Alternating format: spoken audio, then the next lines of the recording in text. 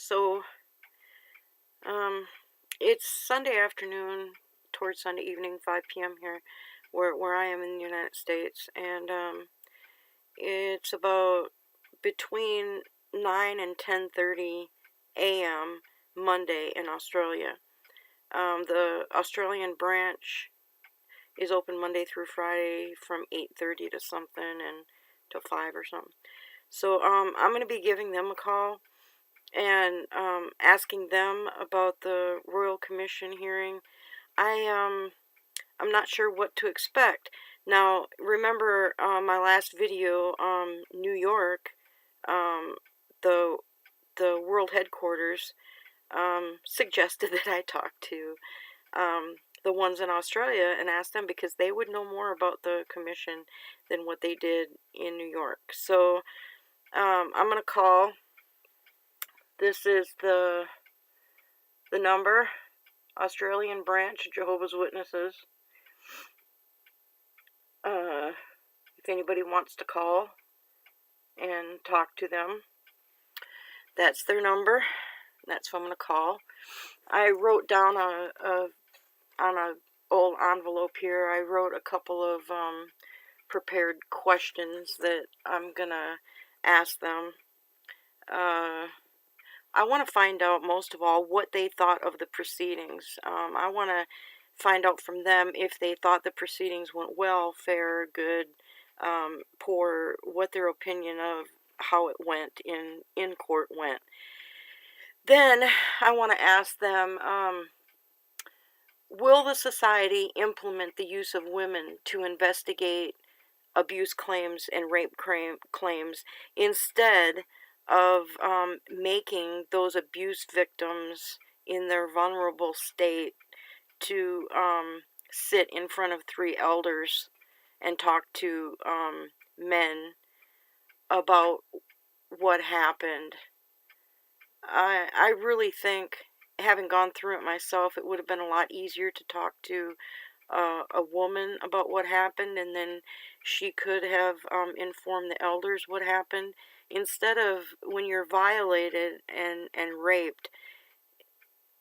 I know personally I did not want to sit in a room with three grown men and discuss what happened and how I felt and what was going on in my head with three grown men that were not even any sort of counselors or anything like that. That was the last thing that I wanted to do. No way. And I requested that I have outside counseling, and they said no. The only option I would have is to talk to the elders. I even begged my father, please, I don't want to talk to these men about it. Please, can I get outside counseling? And my father sided with the elders. No, they said that it would be unscriptural counseling. It would do more harm than good, and they prevented me from seeing outside counseling. And I didn't want to talk to men about it. And when it all was said and done, of course I was in tears during it. And then when it was over, the elders and my parents, they were all telling me that I was ruined and that I'd have trouble trying to get married in my life because I was ruined and that no one would want to marry me. And that really was devastating, and I think that was the hardest thing to get over. It took longer and it was harder to get over the things that they told me than the actual crime itself. I mean, I could come to terms with that in my own head, basically, but when they started telling me that I was ruined and that, basically I wasn't going to have a future, no one would want to marry me, and, growing up, girls want to grow up, get married and have a family and stuff like that, and all that was just thrown out the window. And I think if I would have been able to sit down and at least talk to older sisters or something about it, it would have been a whole lot better than the option I was given. So I'm going to ask the Royal Commission. Now, they were, the Royal Commission told Watchtower that they should implement something where they included the sisters in that, but the governing body and the elders were so against that because it's not biblical. It wasn't in the Bible. That women were supposed to help in the congregation, so they weren't going to do that. And I think it's really wrong. So I really want to get an answer for that. Are they going to do it? And I really don't think they are. But I want their opinion. I want to hear it from their mouth. I want somebody to answer that. And I'm going to call them up, see first if they will let me talk to anybody. And, well, I'm going to explain to them right away I'm not with the media, so they don't put me with their media department, because they're not going to answer me because I'm not media. But there's got to be somebody there that can answer 2 simple questions about the proceedings at the Royal Commission. So, here we go.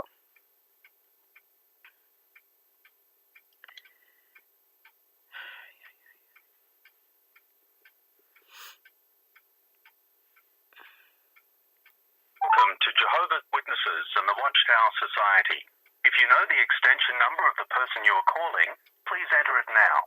Otherwise, our operator will be with you in a few moments. Thank you for calling.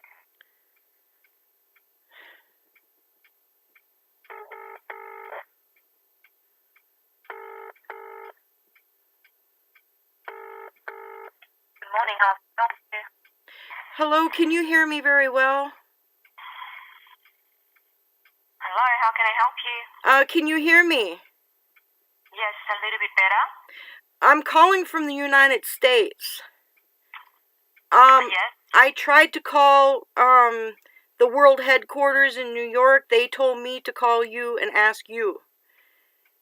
What is it that you're after, please? Well, I would like to speak to someone about the recent Royal Commission hearing.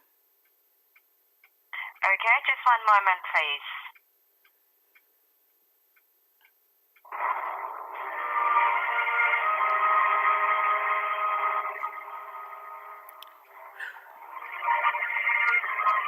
I think my stomach is letting go a little. So nervous to call him for some reason.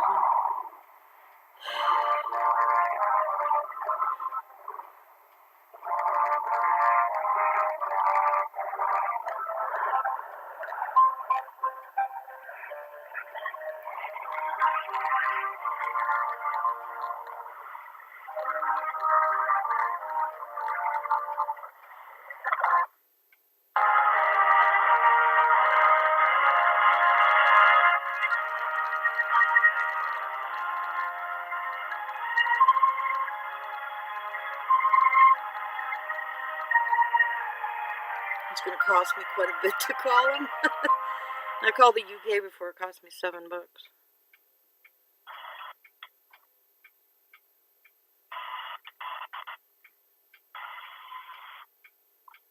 Hello?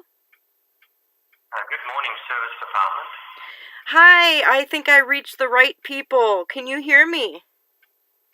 I can hear you, yes. Where are you calling from? I'm calling from Oklahoma in the USA. Okay. You got a good line there. I can hear you. Hopefully you can hear me. Yes, I can. I have, I am a citizen, and I saw the website, the live stream of the Royal Commission hearing with the Jehovah's Witnesses there, and I have a couple of questions maybe you could answer for me. They're simple. Yeah, we can try. So did you say the US? Yes, I'm in the US. I'm in Oklahoma. Are you a Jehovah's Witness there in the US? No, I'm not, thank you. Oh, okay. I have... No problem. Pardon me? Yeah, please go ahead.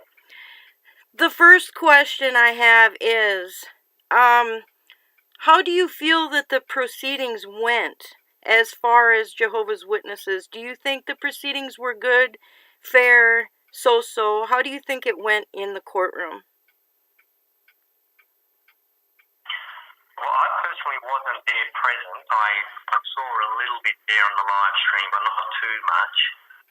how could we put it? I guess, the government department, the commission, they carried out their inquiry of all institutions, including us, based on their parameters. So the questions they asked, the inquiries they made, we understand their motive and what they wanted to do, and I think that's what they achieved, what they wanted to do.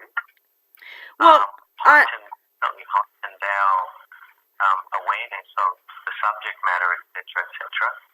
and do you think I think they achieved what they wanted to achieve, and that is to make an inquiry as to how we respond as an institution, just like all the others that they asked. Yeah, I've been watching several of them to see how the different organizations handle.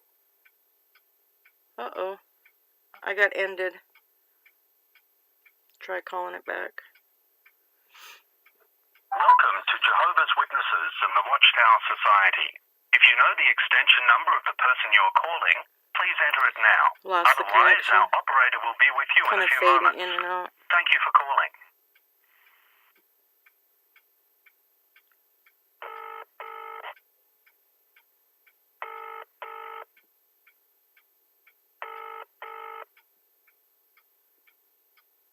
Good morning, how can I help you? Hi, I was calling from the U.S. The call got dropped. I was talking to the service department. Could you reconnect me? Okay, just one moment. I hope that same guy's still there. I hope so. He was pretty nice. Hello? Hello, is this the same person I was talking to? Yes. Yes, it is. I started commenting and then it just lost the line. Yeah, it's a long way away, huh? That's okay. Did you hear any of what I said or not? Yes, I did hear what you said, and yes, I have been watching how different organizations handle the Royal Commission process. Right, okay, good. One thing that I wanted to ask you, though, that the Royal Commission had touched on, is the wondering if the Watchtower Society would consider implementing the use of women to help investigate abuse and rape claims, because it is difficult for a woman to sit and talk to men about those things. Do you think they would consider doing that? I think we had that. I think our position was clearly explained why and what we do when it comes to a judicial investigation. Well, I'm wondering if the women could help investigate it, not make decisions in it, but just help investigate it to make people more comfortable. Correct. And so, well, it depends what expression you want to use. When you say investigate it, that maybe gives a certain connotation, but there's absolutely no problem, and it happens all the time, that women are involved in discussing, hearing a confession from the victim, hearing about the event and what happened and all the rest of it. That's always been the case. I think what perhaps the confusion or the unclear part of it is the actual final judging, if you want to call it that way, or the decision that's finally made is made by the local elders. Right. But everything before that, the involvement of what we would call a sister in a congregation, a woman, is always been the same way, that they can support the victim all along and be right there by their side all along, pretty much. It's just the scriptural position of judging is going to be made by the local elders because it's just scriptural and biblical. It doesn't actually take away in any shape or form the fairness or anything like that. Experience has shown that for a local member, female member of the congregation, who understands and respects that scriptural position, there's no issue with the whole arrangement and the process because they understand it's scriptural. I don't know if that makes sense. Yes, yeah, I understand what you're saying, yes. So, like, for example, if, how could I say, if it was my wife, for example, who a crime was committed against her, she knows she can get all the support she needs from local mature women to talk about the matter, to relay or convey everything that's happened. She would never have to confront the person, the accused. She could have these other women do that for her. But in the final analysis, she also would understand and actually respects and wants it to be that way, that it would be the local elders who give the final judging to the accused. And you consider that a worldwide opinion in your organization? It's a scriptural one. Oh, okay. So worldwide, it's the same. It'll be the same scriptural position because it's in the scriptures. Okay. Well, I really appreciate... It's a scriptural position. That's the only reason we're saying it so, could you say, deliberately is because it's a scriptural position that's very clear and repeated throughout the Bible. There's nothing vague about it or not clear.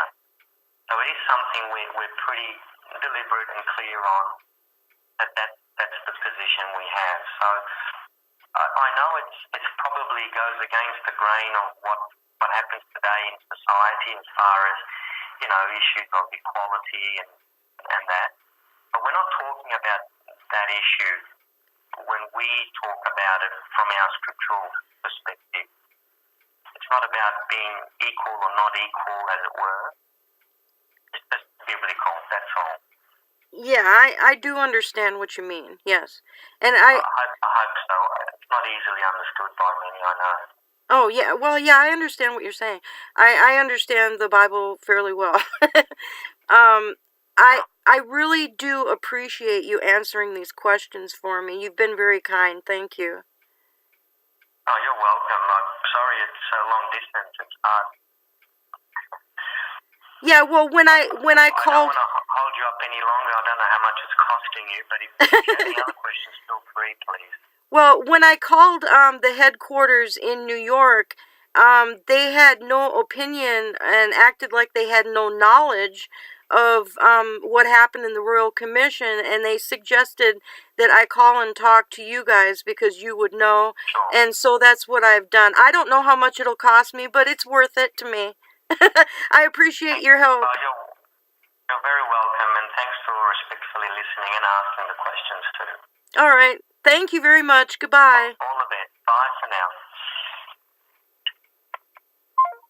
Well, he was really nice.